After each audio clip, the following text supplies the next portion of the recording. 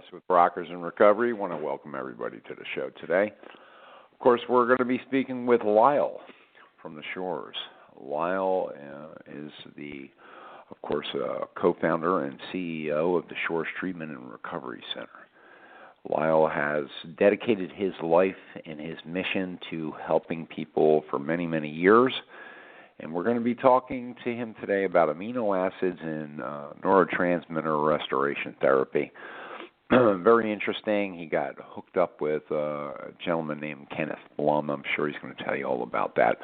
But this was a guy that actually found the gene, the addiction gene, back in, I think it was 1993, but Lyle will tell you all about it. And amino acids and neurotransmitter restoration therapies. We're going to be talking about that today. Lyle, welcome to the show. I want to thank you for all you do for Rockers in Recovery. What's the deal with amino acids and neurotransmitter restoration therapies? Yeah, well, thanks for having me, first of all. And you're right. Dr. Blum came up with, it was the first one to discover the genetic predisposition, and it now actually just recently was recognized as an actual diagnosis known as reward deficiency syndrome. And essentially what that means is that some people are born with an inability to produce the normal amounts of healthy dopamine in particular, but other neurotransmitter deficits as well. But it all kind of boils down to dopamine. So when someone can't reach the normal levels of dopamine through normal activities, their brain recognizes that deficiency, and that's how we get drawn into addictions. So we find things that help us reach those higher levels of dopamine, and unfortunately they're not always healthy means. So what we are able to do through amino acids and neurotransmitter restoration and replacement therapies is to feed your body the supplements that it needs in order to manufacture more dopamine or more serotonin or more catecholamines. These are different neurotransmitters that keep our brain in what we call healthy homeostasis, healthy balance. So, for instance, the serotonin issue. Most people are familiar with selective serotonin reuptake inhibitors, SSRIs, as a psychopharmacological approach to depression. So this lack of serotonin activity is addressed by keeping your brain from reabsorbing the serotonin that was released for the receptors. But instead, another option is to actually feed your body the stuff it needs to manufacture more serotonin in the first place, so that the need to avoid that reuptake is eliminated. So your body uses things like 5-hydroxytryptophan, also known as 5-HTP, and L-tryptophan, which makes serotonin and melatonin. And so every neurochemical in your brain is based upon an amino acid precursor. In other words, there's an amino acid that your body uses to convert into that neurotransmitter, and that's true of all neurotransmitters. We tend to focus mostly on the ones that affect people's brains with depression, anxiety, and addiction, as well as ADD and ADHD. So, for instance, there's a large amount of studies that show a comorbidity, a correlation between ADD, ADHD, and addiction. People who are prone to ADD and ADHD are also prone to addiction and vice versa. So that is a catecholamine issue. Catecholamine is the neurotransmitter that you need to avoid having those deficits and those disorders. So by helping you get the amino acids that you need to produce more catecholamine, we can help you stay more focused and more on task, reducing your ADD or ADHD, and therefore also reducing some of your addiction tendencies. And it all rolls down to dopamine, though. Dopamine is the end product when there's something called a reward cascade.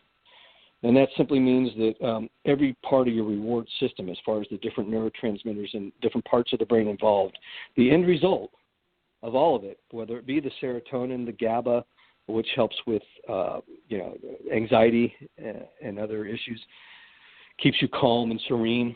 But it all rolls down into the final dopamine issue. So dopamine production is the key to happy, healthy brain balance.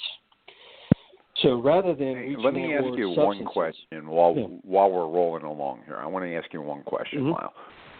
It does help because from my understanding, The replacement, if you waited for the body to replace it itself, it could take upwards of a year or 2 years to do that. So what you're doing is intervening on that process, and it Sure. also Well, there's helps two factors. with the cravings. There's two factors. Some people, for the yes, some people have such a deficit that they'll never get there without outside help and through these processes. The other thing is what you're talking about is what they call neuroplasticity, healing of the brain. So if I've created a dopamine deficiency by using drugs, so I've put in this artificial version, so now my brain has stopped its own natural production, there's a healing process known as neuroplasticity, and that is your brain healing itself and beginning back to normal. So for the typical opioid abuser, that can be 6 to 18 months. For alcohol, it's usually around that 12 to 24. For crack meth users on the other end of the spectrum, it can be 2 years or more.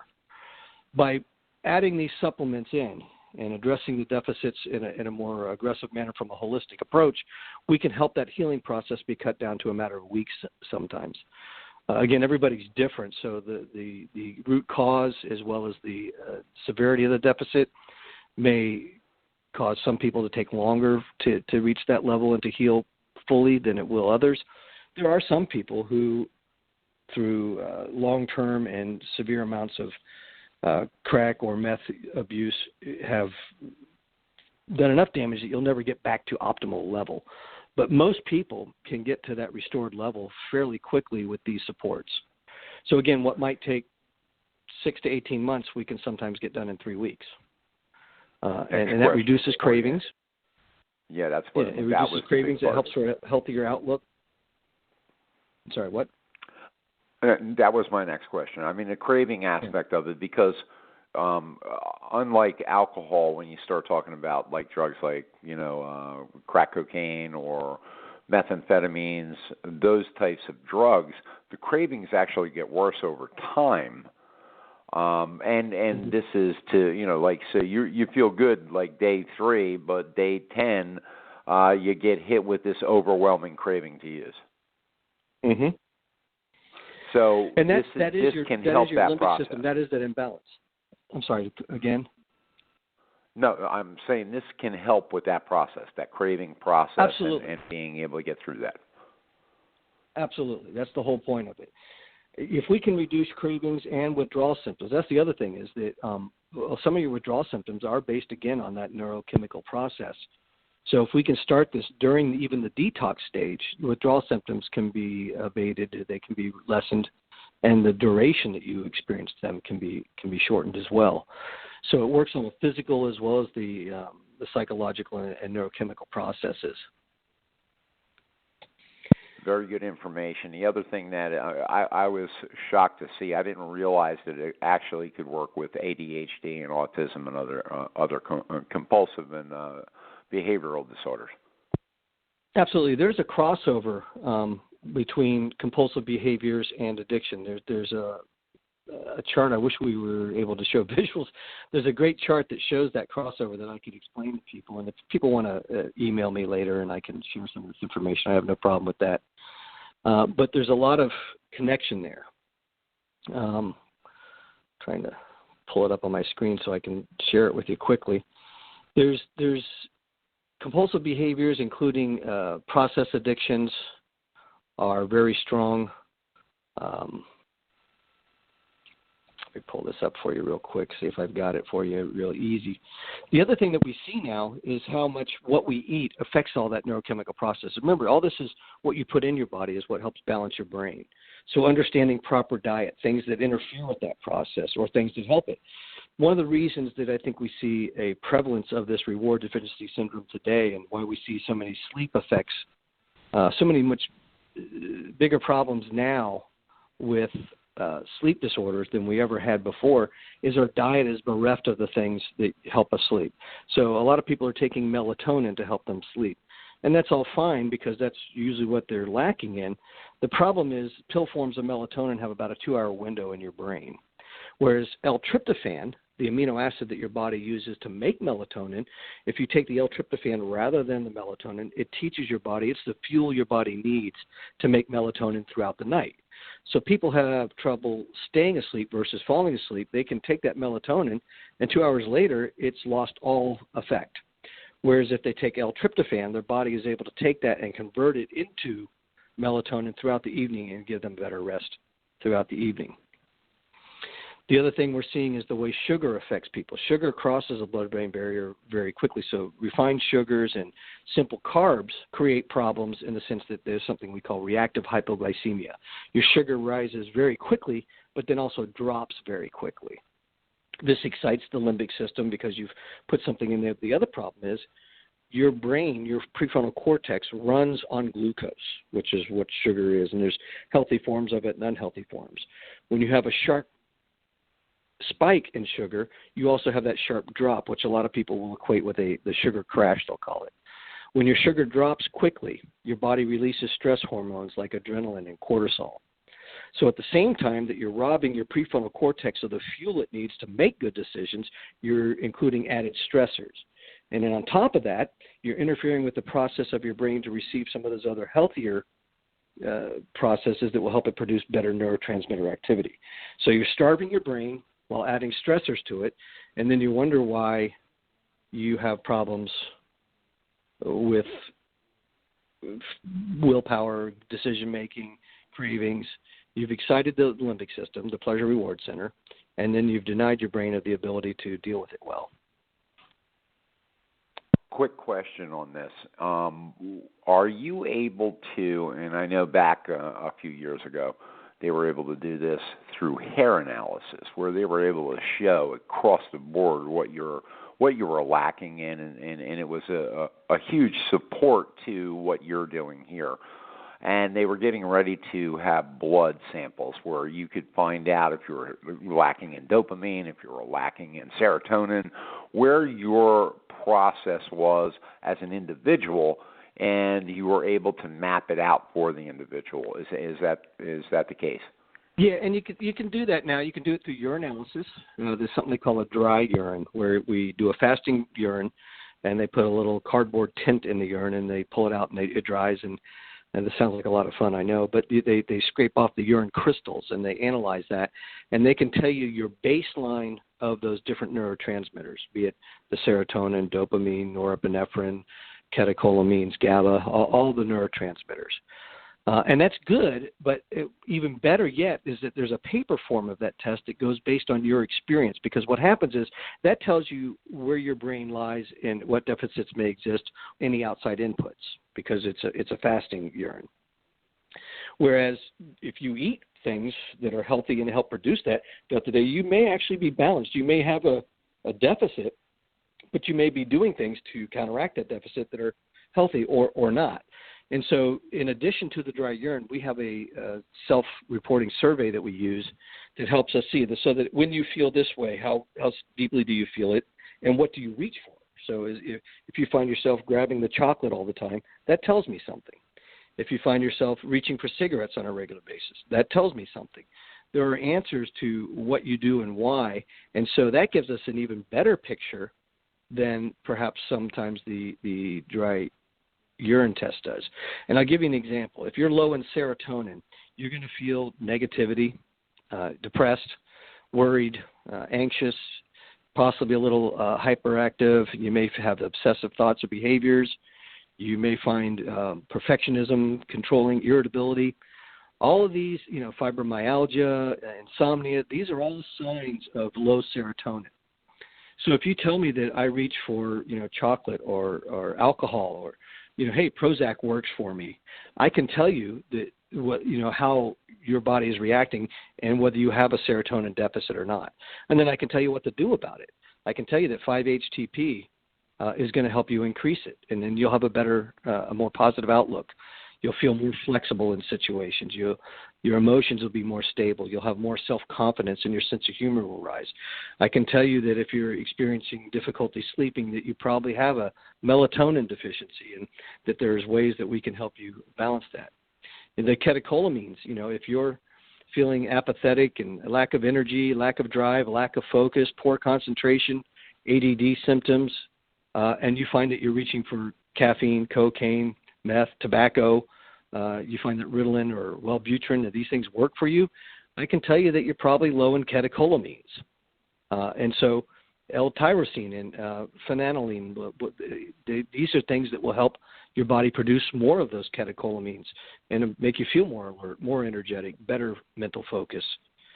The same thing with endorphins. We can tell you that if you're extremely sensitive to emotions and physical pain, you tear up and cry easily, you probably have a low endorphin issue. If you have a history of chronic pain, if you crave comfort, which most of us do, you probably have some low endorphin issues.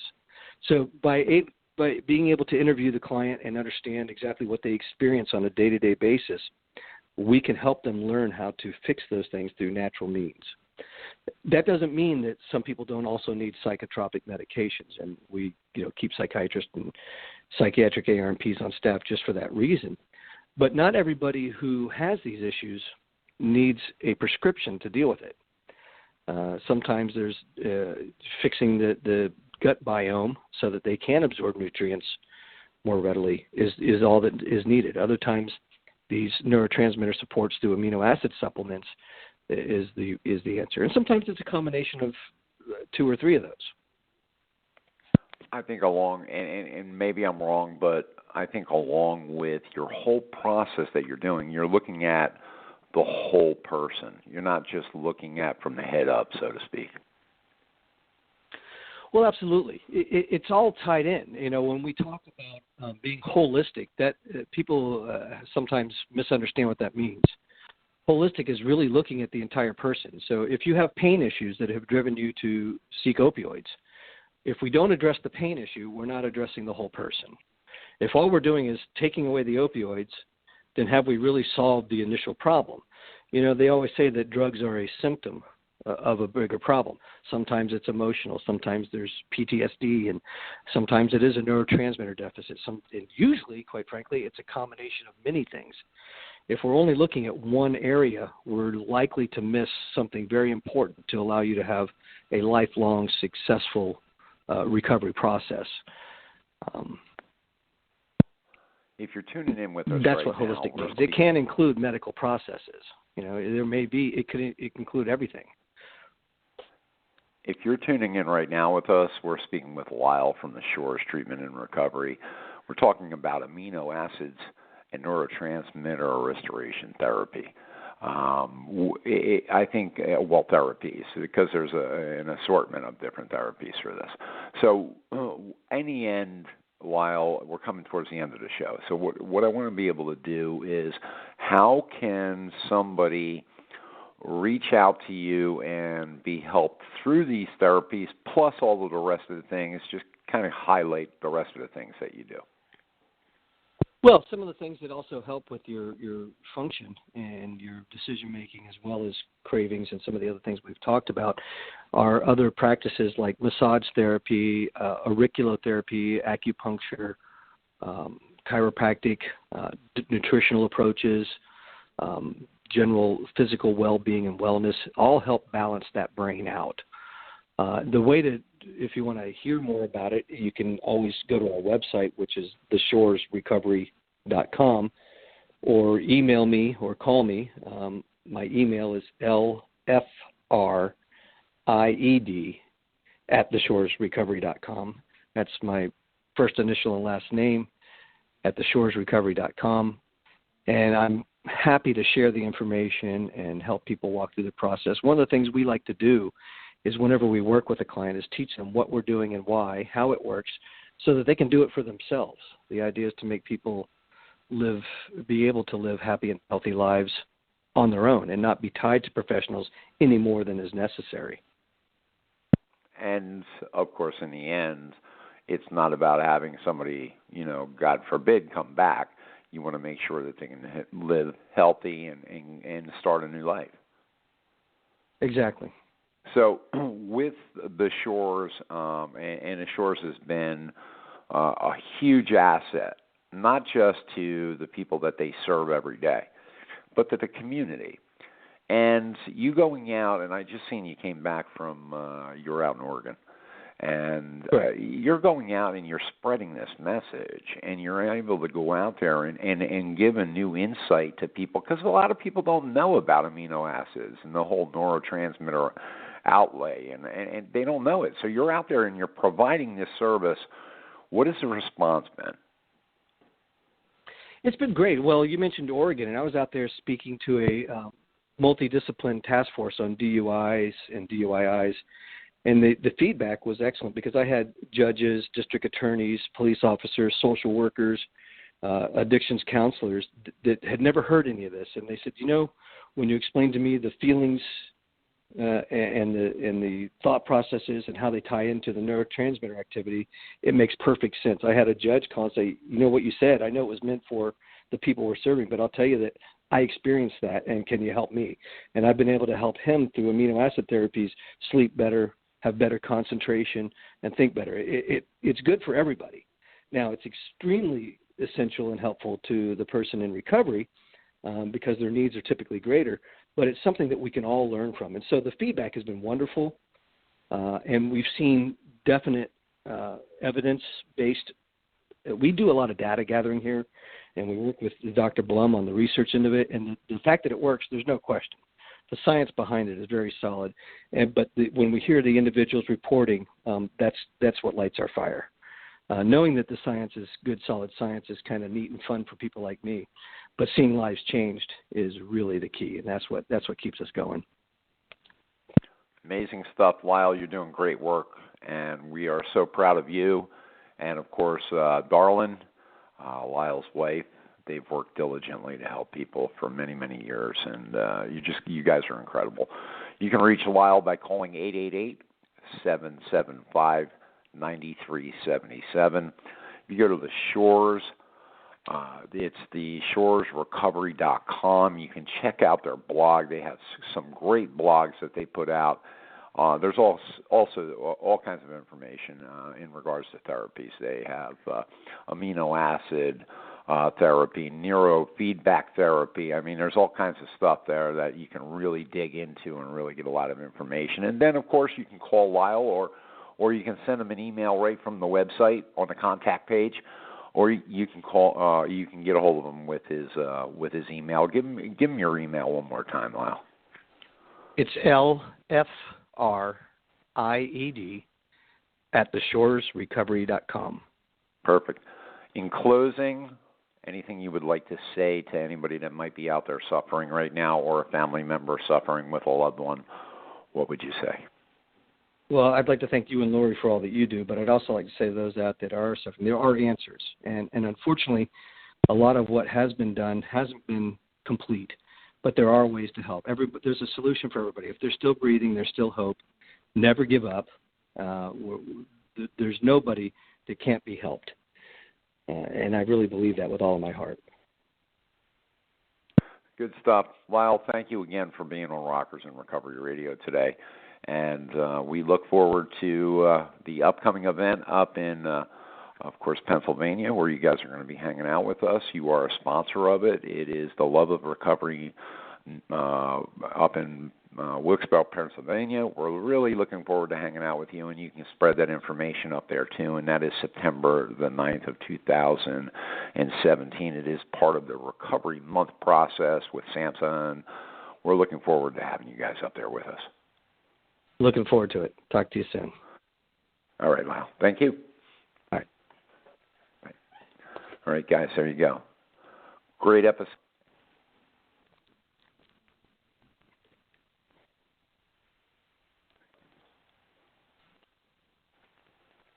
Judy was boring. Hello. Then Judy discovered ChumbaCasino.com. It's my little escape. Now Judy's the life of the party. Oh, baby, mama's bringing home the bacon. Whoa, take it easy, Judy. The Chumba life is for everybody. So go to ChumbaCasino.com and play over 100 casino-style games. Join today and play for free for your chance to redeem some serious prizes. ChumbaCasino.com. No purchase necessary. Void where prohibited by law. 18+ terms and conditions apply. See website for details.